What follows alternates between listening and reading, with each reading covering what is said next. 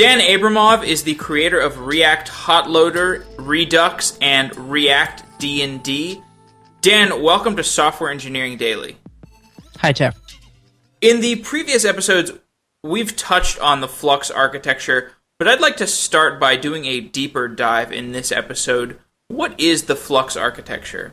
I would say that Flux architecture is it's like a replacement for MVC architecture in many ways. This is what people use in React world mostly. So it's not very popular outside of React. And Flux architecture is, I think its main idea is that it contains the mutations of data to a single place in the application, to a single layer in the application.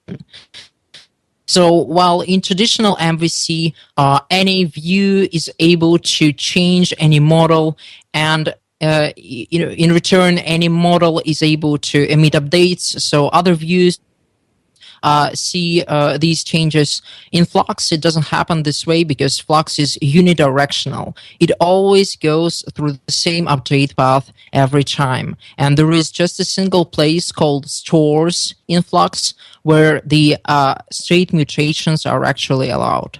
What are the problems with ModelViewController that Flux is trying to avoid or solve? I know that Facebook was mentioning the cascade update problem, like when you change some model and it triggers a change in a view, which in turn triggers changes on other models, and it becomes a mess.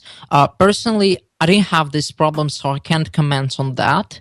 But the problem that Flux helped me solve in the application that I was working on is the problem of data inconsistencies. So if I had these backbone models that would be deserialized from the server responses, and they would be nested, and they would have pagination collections of nested models referencing each other, then if I edit some of these models locally, like if I let the user edit the data, then I'm going to end up with inconsistencies because this data is duplicated. Because many different models have the same data because they were deserialized, unrelated to each other. They are separate objects. So what Flux helped me solve is that it forced me to have all data in a single place. So it effectively normalized my data. My data became more like database. So there is only one copy of each object. So I think that this is the problem it helps solve for me.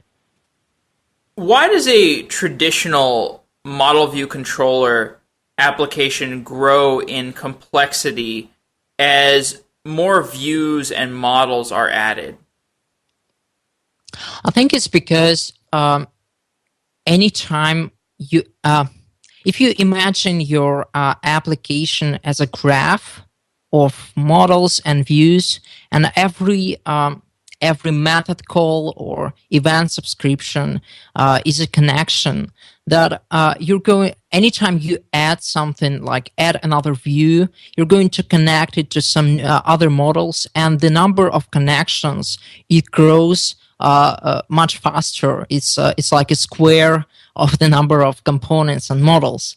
So the problem is that there are very paths that any update or change could take. You trigger an update on a model, and it's going to notify these 5 views, and they're going to do something with these 25 models. And it becomes too messy because you can't reliably test every possible update path. So what Flux is solving is it forces you to always generate updates the same way, and to do this predictably. So is this because of the one-way data flow? Because if you, in a two-way data flow, you end up with this n-squared problem of complexity, but with one-way data flow, the complexity grows more linearly? Yeah, exactly. Because anytime you add a view in Flux, you're just connecting it to the data source. And in Flux case, these are stores. The stores are the data sources, and it's just one connection. And anytime you add a new store, again, it's one connection to the dispatcher. So in Flux, there is this entity which causes a lot of confusion, but there is this entity that is called a dispatcher, and its sole purpose is to serve as a unidirectional point where all paths cross. So all views subscribe via dispatcher, and in return, all stores are registered to the dispatcher. So that's what makes it unidirectional. Can you describe the spec for the dispatcher and the store in more detail? Yeah. As far as I remember, because I haven't been doing Flux lately, but from what I remember, the store is it actually differs in different Flux implementations, but in classic Flux, the store is supposed to be an event emitter, like a node event emitter, with a single change event. So it's not supposed to fire different events like backbone models. It's just a single change event. And it doesn't tell you what changed. It just says that the data I'm holding now is different. Figure out what to do with it. And it happens to match React philosophy, which is the component just updates. It doesn't care what exactly changed. And this is the store. And the dispatcher is the thing that it has a method called dispatch, unsurprisingly, and this method accepts a single argument called action. So anytime you want to change something, change some data in Flux, you do not operate on stores. The stores are read-only. They are only there to notify you of the updates, but they do not let you change the data. So anytime you want to change the data, you're going to call the dispatcher dispatch method and pass an action. And an action is just a plain object describing what exactly happened, like post with post ID 123, or follow user with this ID, or create a post. So it's just an object describing what's happening, and the stores are registering to the dispatcher. The dispatcher has also register method that just adds a callback, and only stores are allowed to register to the dispatcher. So anytime you call dispatch from a view, and that's the only thing you're allowed to call, anytime you call dispatch from a view, it's going to call each store's callback saying, hey, here's an action that's happening. If you want, you can change your internal state. And some stores may decide, okay, I'm responsible for posts. Like I'm representing the store of posts. So if there is an action create post, I'm going to save it to my internal state and then emit an update. And the views, they subscribe to the stores. As I said, the stores are event emitters. The views, they subscribe to these updates. So this is the spec for dispatcher, I think. It's subscribe, It's dispatch, register for the stores, and there's also mysterious wait for method that I don't want to talk about right now. Okay, we won't get into that. You have said that store in Flux has too much boilerplate, and that reducing the boilerplate is often a trade-off. Can you elaborate on this? Yeah, I mean, when Flux just appeared, a lot of people they were confused by the dispatcher. And what they said is, why do you need a dispatcher? Like, you have stores that hold the data. Why don't you just dispatch on stores? Or some other people said, like, why do you even have stores? You can have actions that are functions and call each other and so on. And unless you're really thinking about the constraints that Flux allows, Flux enforces and why it tries to enforce them, you're going to have a hard time understanding Flux. So the constraints that it tries to enforce is that one of them allows record and replay, and this was actually an important use case in Facebook case, because when they evangelized Flux, they first used it internally to rewrite their messenger, the messages inside Facebook.com product. So what they had is that they had a lot of inconsistencies, like a counter not updating or messages not marking as read or unread and stuff like that. And they wanted to make it consistent. But sometimes they would hit these edge cases where the view looks weirdly and you have to summon an engineer to look at it. So what they did is they started recording every action, because actions are serializable objects.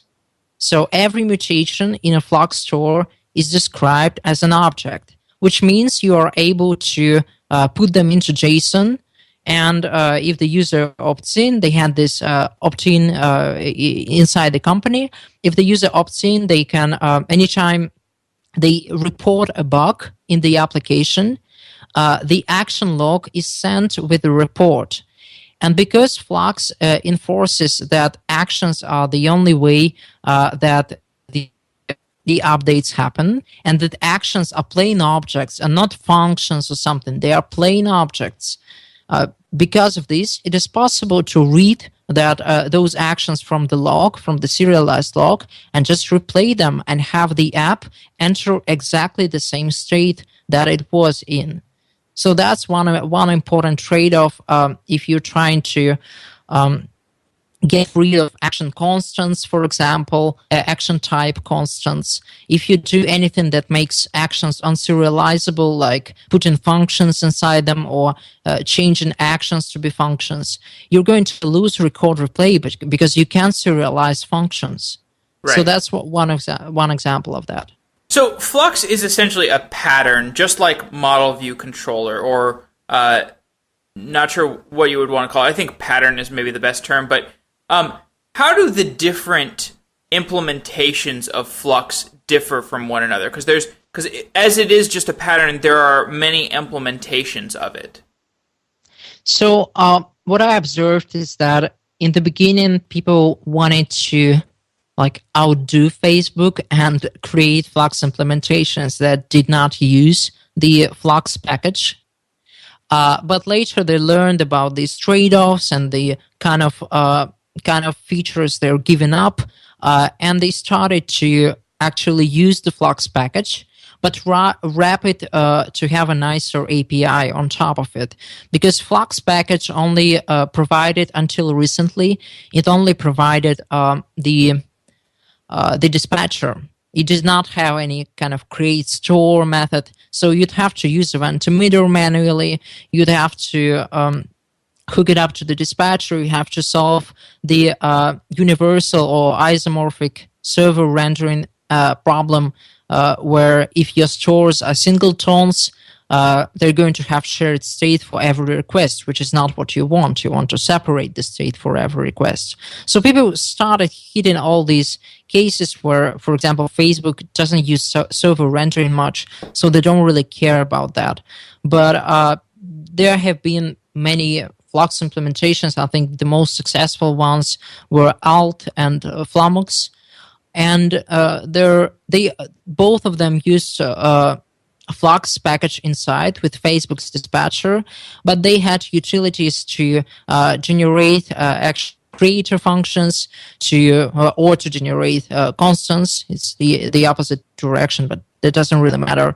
Or they had utilities to create stores with event emitters, or register in stores in such a way that it would work on the server. So no singletons, everything.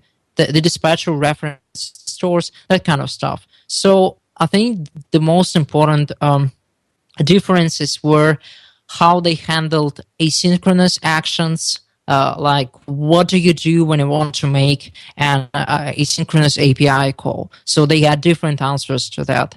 Like Flummox allowed you to dispatch a promise, which it would resolve on fire to actions. And I'm not sure what Elm does, but I'm pretty sure it has similar mechanisms, but different API. So these were the main differences. And you've been working on a project called Redux. And Redux is a project to create a predictable state container for JavaScript apps. Could you talk more about the inspiration for Redux? Yeah, I didn't really intend to create it as a predictable state container in the beginning because I was just working on my React Europe talk called Hotreloading. Sorry to interrupt, but what is a predictable state container? Yeah, it's I came up with the tagline fairly late. So it's like a post hoc realization of what Redux was all about. Oh. But predictable state container just means that it's a thing that holds your state for you and doesn't let you modify it. And that's it. It holds your state. It's like backbone model without set method, or it's like a Flux store which is provided to you, but you don't write that Flux store. And instead of in a Redux application, you don't assign anything. Like you don't write this dot state that something equals something. You don't do that. Instead, you describe what every time a new action comes up, you write a function. You write a function that says, okay, here's my previous state, and here is an action, and you return the next state for that corresponds to this action. You say how this action changes the state, but you don't actually do the assignment. So okay. So I'm sorry I interrupted your story, but I know you were preparing for the React Europe talk, and that was, I guess, when you started building Redux. Is that correct? Yeah, it is correct. Yeah. So what's the rest of that story? Okay. So the rest of that story is that I was hesitant whether to open source it in the beginning, not because I'm a greedy person, but because I wasn't sure that I have something to show, but I was afraid that I wouldn't be able to make it in time for the conference, and I wanted some help with it. So that's why I open sourced it. And it was a very rough prototype at the moment. It was dependent on React. It was not with the Redux that you know now. Anyway, it was just a proof of concept for how you can hot reload. I'm interested in hot reloading, as you probably know. So my main concern was how do you hot reload the mutation logic inside Flux stores? Because I didn't really want to create a Flux framework in the beginning. I tried to use existing ones, but none of them handled hot reloading. Because anytime you change the code, it's going to reevaluate. And if you have a store, the local state is going to wipe away that local state. If you reevaluate the new version of the store, it doesn't have that local state. So I was trying to push mutations to the edge of the applications, to push them into the framework. So all you write is declarative code saying how to change the stuff. And this declarative code can be hot replaced, just like React components can be hot replaced, because they are just descriptions. They're not actual DOM. So that was the story, and I was surprised by how fast it gained popularity, because it's like, it's like 10 functions. Only 5 of them is essential, and they are all 10-liners if you remove sanity checks and comments. So it's not really a lot of code. How would developers use Redux? Because, like, at what point in the application development would you want to start using it? Yeah, I would personally. I tend to use it from the beginning now, even if the app is really small.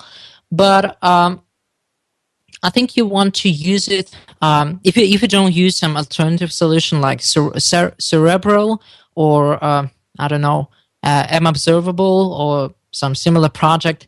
If you like the architecture of Redux, you'll probably want to use it when you start to have a lot of state, or when your application is getting pretty dynamic, and it gets hard to manage state updates. Like when you have many pieces of state that want to respond to the same user action. Like you click a button and you have this part of the state that cares about it and some other part of the state. This is a good time to introduce Redux. And if developers are coming from a world where they've mostly used Flux, what do they need to know about Redux? Well, I'd say they need to know that it's simpler. And I don't mean to brag or something, but I actually realized that it's very similar to Elm architecture, and that's a very good thing, because Elm was created by a super smart person, by Evan, who thought about it a lot, and I'm just copying the parts that make sense for what JavaScript. Is Elm?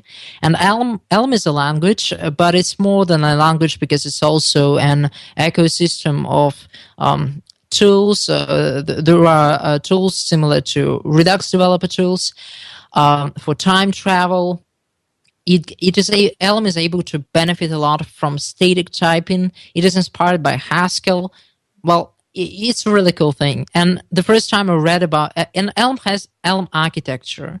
And is it like a JavaScript language, or is it totally? Yeah, it compiles to JavaScript. Oh, compiles to JavaScript. Okay. Yeah, but you're not like, if you write Elm code, most of your code will be in Elm, but you can interface with other libraries in JavaScript. But it's much more functional. It's a traditional functional language, more like Haskell than JavaScript. But it allows you to build practical JavaScript-like applications really well. So Elm has this preferred architecture for the apps called Elm architecture. And the first time I read about it, I didn't fully understand it. And later, it turns out that what I had in Redux was super similar to Elm, so I think I might have unconsciously copied it. But it's a good, I think, because it introduces good concepts to mainstream audience. But what I say, it doesn't. If you're a Flux developer and you're thinking like, what do I need to know? You need to know that it's simpler. There is no dispatcher. There are less stateful objects because stores are stateful. And if you're a Flux developer, you're probably also a React developer, and you know state is hard. That state is a problem. That state is where the bugs come from. So less state is better. And in Redux, you write instead of stores, you write reducers, which are pure functions, but they often capture the essence of the stores. Yeah, and to get into that in more specificity, you write that for developers using Redux, quote, Redux doesn't have a dispatcher or support many stores. Instead, there is just a single store with a single root reducing function. As your app grows, instead of adding stores, you split the root reducer into smaller reducers, independently operating on the different parts of the state tree. Could you explain this in more detail and maybe give an example? Yeah, sure. So, if you write a React application, for example, you have many components. But on the other hand, you have just one component, which is the root component, and the rest of the components, such as implementation detail of that component. So it's a component tree. And Redux takes a very similar approach, but to the state. And again, this is 100% the same as Elm architecture, so it's not nothing original here. But the idea is that when you have a function that takes state, the current state and the action of your application, and returns the next state. And when I say state, I mean everything that is mutable in your app, like all the database of objects that are cached, all the UI state, well, not all of it, but most of it, most of the UI state, like routing state, what page we are looking at, what user has typed, something like that. All of that is stored in one single big object. But of course, it's very tedious to write a function that operates on a very large object and updates it correctly in response to any action. But it's a function. So if it's a function, you can split it into many functions, and you can do this many times. And it's just that. Just like you don't write one giant React component for your application, you don't write one giant reducer. You write a small reducer that says, okay, for this subfield, like database cache or UI state, you call the UI state reducer. And UI state reducer is the same kind of function with the same signature, but it accepts only this slice of state that it's interested in, and it returns the next version of the slice of state. And it goes the same way recursively. So you're able to write reusable functions that operate on small parts of the tree, and then combine them and compose them to have functions that operate on larger parts of the tree until you have the root reducer, which operates on the whole state tree of your app. And you've said that JavaScript developers often use mutable models in asynchronous code, which is later impossible to trace and understand and modify or refactor. Why do immutable models help with this problem? Well, I think actually the idea of mutating via actions is what helps here. It's not immutable models are very helpful, but that's not the main point of Redux. I think the main point is, just like in Flux, anytime you want to change something, you have to dispatch an action describing this mutation. And therefore, if you have a complex asynchronous spaghetti, it is not able to mutate an object out of the blue. It has to dispatch an action, and you can log every action and see what's happening. But definitely immutable models are a big benefit, and we encourage using Immutable.js, or even if you use plain objects, which is perfectly fine with Redux. We say that please do not mutate them, please return copies, because it lets you do performance optimizations. Because you're able to compare the previous and the next reference for some part of the tree, like deeply nested part of the tree, and see, it did not change during this action, so there is no need to update. And even, of course, it's also a big win for consistency, because there is just no way that something asynchronous is able to mutate some data you're already holding on to. So that's important too. Interesting. Okay. Yeah, I guess where I was thinking about the immutability, well, I mean, I've had some conversations about how React is reminiscent of functional programming, and with functional programming, a lot of times you hear about immutable state, but I guess I was just conflating just some correlated terms. Why do people talk about React and functional programming in the same sentence? I think it's because while React is not, it is not pure functional programming. Like you have classes and you have set state, which is the opposite of functional programming. But on the other hand, its rendering model is functional, because instead of saying what to do, instead of saying what to do with the DOM, you describe the mutations. You do, not even the mutations. You describe the result, and you describe this result recursively. You have a component that says, okay, when I render, I want the tree to look like a div, and inside it there's going to be some another component, and that component is going to describe its tree the same way and its functional composition. And I think what React did really well, and the reason for its success is not that it's functional per se, but that it brings the best qualities of functional programming to mainstream audience to solve real world problems. And when React is slowly going into the functional programming direction. For example, they're introducing components as functions in React 14. Which is kind of fun because people describe React as functional, but it didn't allow components as functions. Well, it's going to allow them now. And but what they're really good at doing is that they don't just throw functional programming onto people's heads, like go on and use it. They teach people to use it, and when it's too hard or when people don't have enough training, they give them escape hatches like set state. So I think that's important. And speaking of functional programming, I read that you read an entire book on Erlang when you were a teenager. Why would you do that? Yeah, I barely remember it. It sounds like it had some impact on you. Yeah, I mean, I don't say that as a criticism. Erlang's a fantastic language, and it's super interesting, and it has all these fantastic use cases. You see it in lots of message passing frameworks, but I don't think I've ever met anybody that read a book about Erlang when they were a teenager.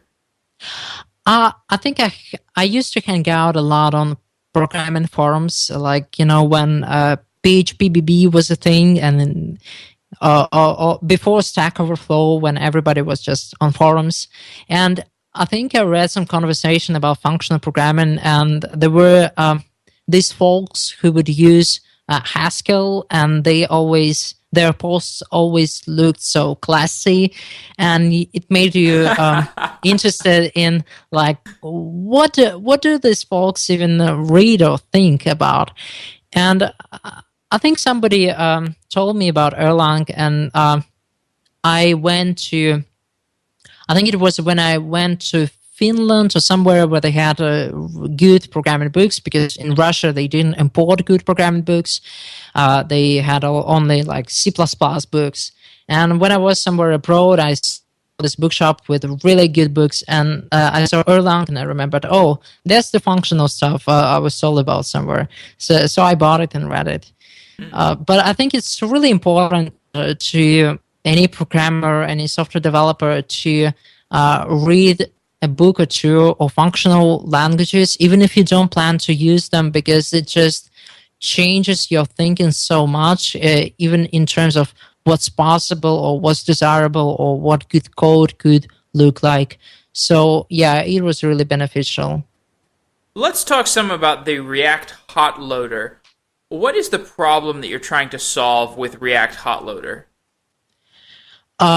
Just to get it out of the way, when people hear hot reloading, they often think it's about refreshing the page.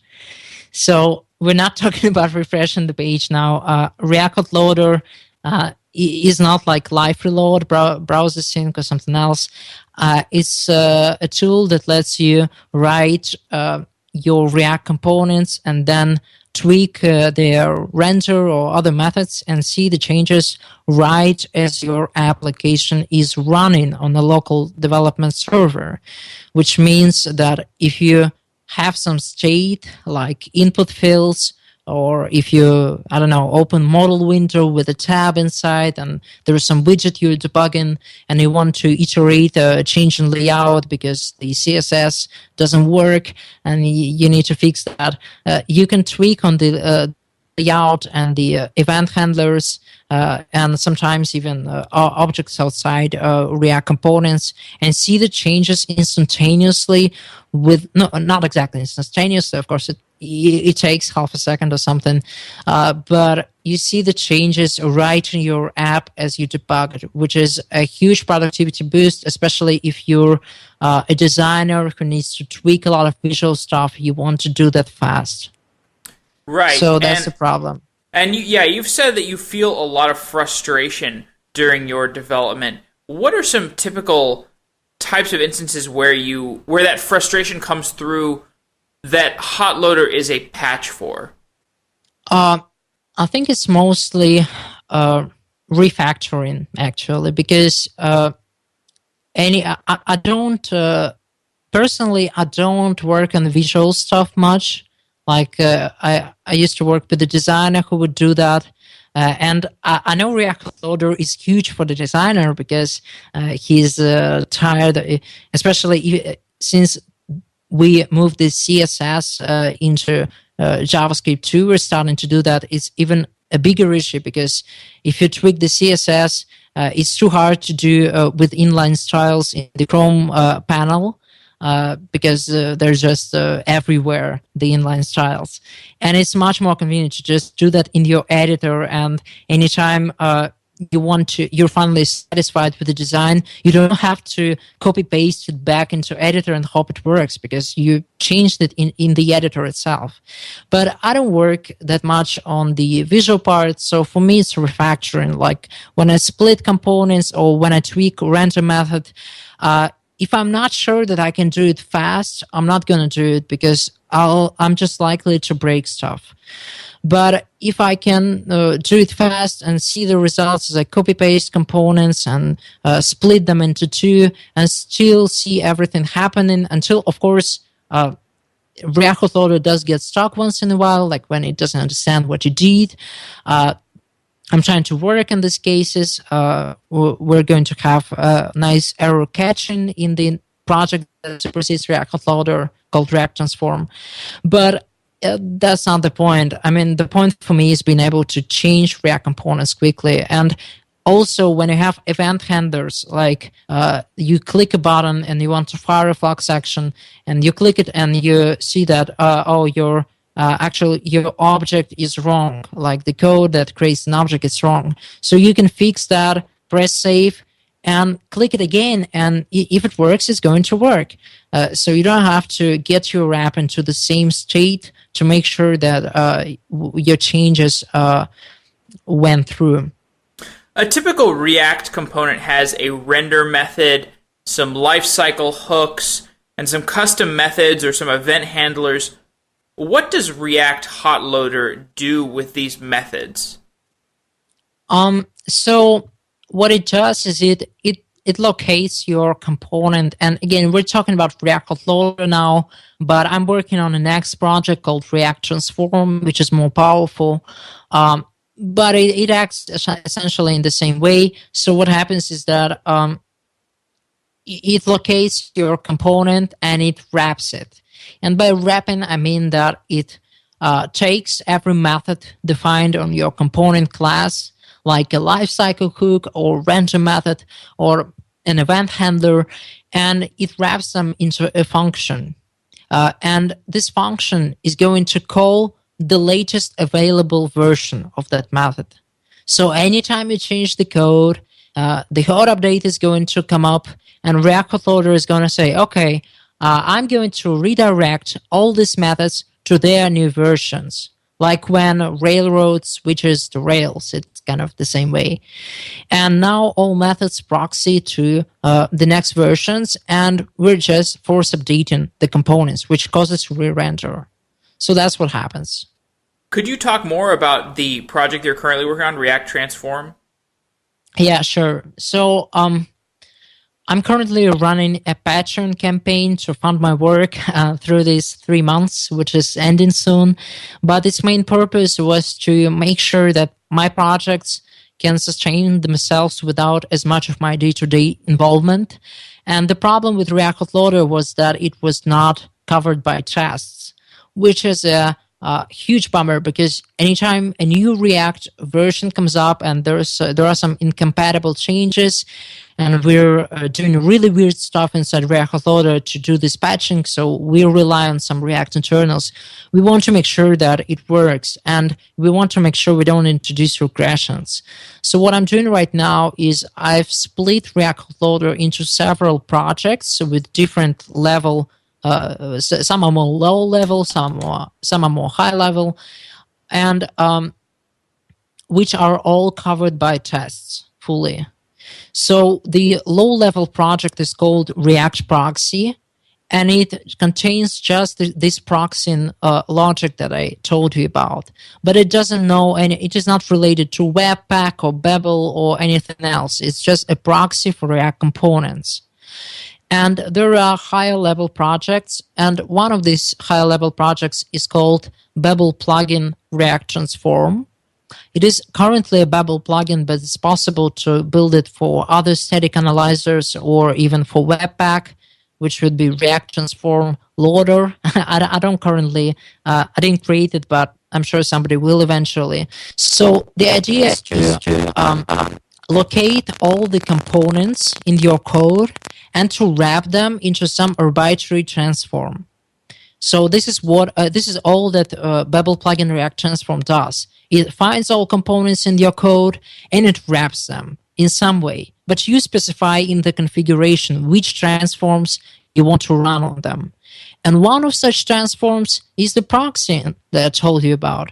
So one of such transforms is this hot loading thing, which is called React Transform Webpack HMR. But this is also possible to write different transforms which have nothing to do with it. For example, I wrote React Transform Catch Errors, which wraps random method into a try catch. And anytime you make a mistake in random method, it's going to display a red box of death, kind of like in React Native, saying the stack trace and the error message. And again, this is just a transform, one of possible transforms. You can define your own. So this is pretty flexible, and I'm really glad that I integrated it yesterday into React Native Webpack server, a project by Michael Johnson, and I'm going to transition my boilerplates to use React Transform. There's already a React Transform boilerplate project that shows how to use it, and I've seen efforts from different people to use parts of React Transform with Browserify. So when this is stable, it's going to be huge, because for the past 2 years, it's actually 1 year. It was just so long. I think for the past 1 year, React Loader has enjoyed tremendous adoption, but its browser counterparts lacked certain features that made React Loader so painless. So what we're seeing now is that Browserify counterparts are finally catching up, because we can share the same code across all bundlers, be it Browserify or Webpack or whatever. So I'm really glad this is happening. Right. So I'd love to talk a little bit more about your current lifestyle. You're living off of Patreon right now, and that's really fascinating. It's cool. Patreon is a service where creative people can put up a page and have patrons sign up to contribute money. People are paying you to make React Hot Loader and Redux and React Transform and all these other things you're giving to the community. Can you give some backstory on how you got into this situation? Yeah, sure. So in 2015, I was working for the past few years, actually, I was working at a startup called Stampsy, which is where I learned React and pretty much everything about JavaScript that I know, because I didn't even write JavaScript before. And it was a great experience, but they had some funding problems in April, and I started to work a lot on my open source stuff, and I needed even more time to work on the React Europe talk. So I quit the company and I started doing contract work just to make the ends meet. And while this has worked for me, because I was able to allocate most of my time to open source, but some of my time to contract work, it was still a hustle. And later I came to React Europe. And when I was there, I was thinking, people seem really enthusiastic about the stuff I put out so far. But I know that it's impossible for me to sustain the space unless I can work on it full time for some months and get it to the point where it doesn't need that much of my involvement. because I've been just doing too much and I'm close to burnout, and I know I need to write these tests and documentation and everything else for folks to just send pull requests to me, so I don't have to do everything by myself. And I know I needed that push. And I was talking to Jed Watson at React Europe, and I told him, like, do you think this is a crazy idea? And he was like, no, go for it. He said he'd contribute. So I thought, oh, okay, this is my chance, because there's still buzz around the video and people are following me like crazy on Twitter. So this is my chance to brand it as React Developer Experience. It's patreon.com/ReactDX, and to really help people understand what I want to do, why I want to do it, why I need this money, and what my deliverables are. And that this is a limited time thing. I can't work on it forever. I just need to get my projects to the shape where people are comfortable extending them. So I did that, and the response was tremendous. And I had corporate sponsors like Webflow and ChessIX, which I'm super grateful to, because I won't be able to make it without them. But right now, it's going pretty well. I think we're living in this very remarkable time where an individual can choose not to have a conventional job, and then if you can justify your worth to the broader population, the population will just fund the individual, and that seems really incredible to me. And I don't know if it's, if we're just seeing like isolated examples of it right now, like such as yourself, or if this is like the future of how people work. Maybe they work on individual artistic types of projects. Do you have any thoughts on that? Like, what do you think the future looks like in this regard? I have a successful and unsuccessful yet examples of that, so I'm not really sure what to make of it. I think I was just lucky with the timing of the conference. Maybe if I started this like 3 months ago, and maybe if there was no React Europe, that would not be possible. I know the successful example is the guy, said I forgot his name, who raised money for the Prose Mirror editor, which is, content editables are a pain. Like, they're impossible to use if you want a stable application. And he released this rich text editor, which is really thought out. I mean, he's like super smart. And he wrote it as open source, but his condition for releasing it as open source was that he would get, I think, 35. I'm not sure. I won't lie, because I don't remember the number. But he only released it after he got the money, which is, I think, perfectly fine, because it's tremendous effort, and it's hard to imagine somebody else doing that, right? So it's pretty fair, and he would offer support and features to people who pay it. So it's a good model if you're if you have proven yourself to the community, if you have a critical mass of followers, if you are able to market your product, to understand your target audience, and yeah, in this case, it's possible. But there is also an unsuccessful, at least yet. I don't know how it's going to work out, but there is a project called AMOC, which is also about hot reloading, but it doesn't use. It's not React related. It uses browser debugging APIs to accomplish hot reloading. So it has bindings for Chrome at the moment, and I know Casper was on the verge of creating Node bindings, but he has ran out of funding because he got some money.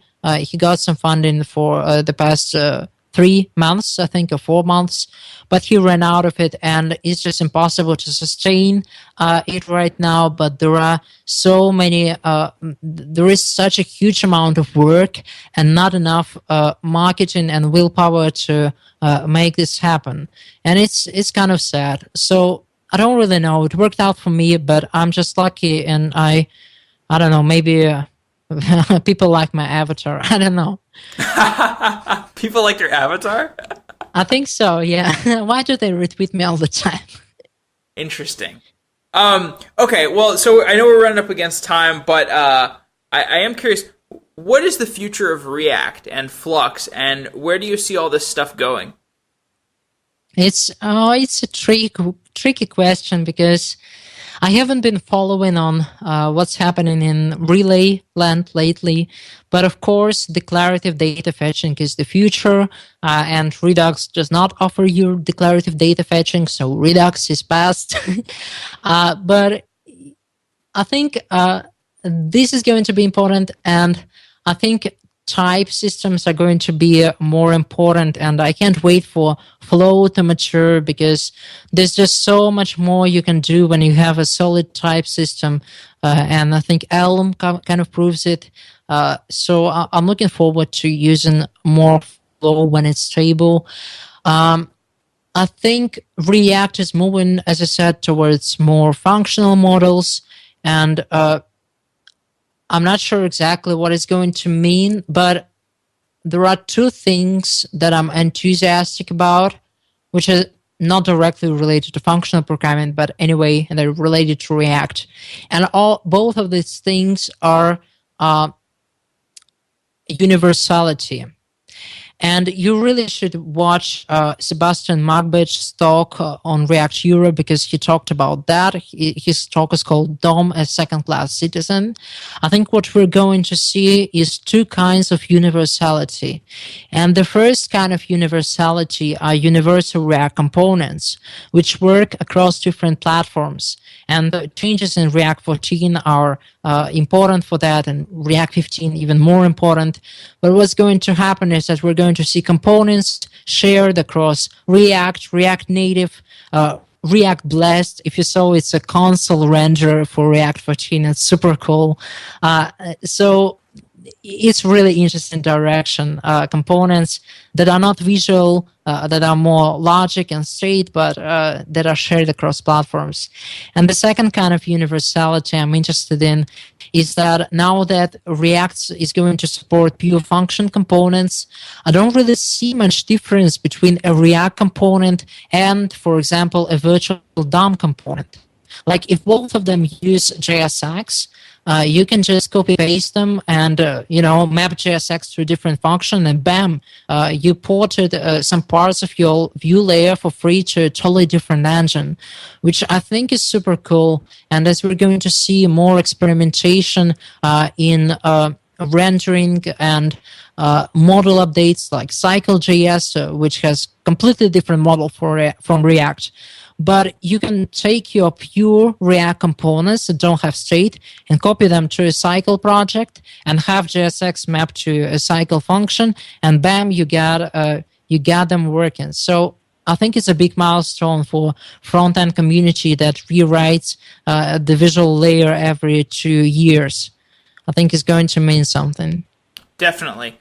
Well, Dan Abramov, thank you for your time. It's been awesome interviewing you, and I'm a fan of your work. I can't wait to see what you do next, especially, I guess, when your Patreon time ends and I guess you move on to whatever you decide to do next. So yeah, my plan is to join a company, but we'll see about that. Ah, okay. Any ideas which? Not yet. Not yet. There are ideas, but I'm not ready to announce yet. Right. Okay. Cool. So, potential employers, you can begin bidding on Dan Abramov. I'm not sure what platform we could use for that, but anyway, Dan, thanks for coming on Software Engineering Daily. Thank you, Jeff. Okay. Have a good day. Bye-bye.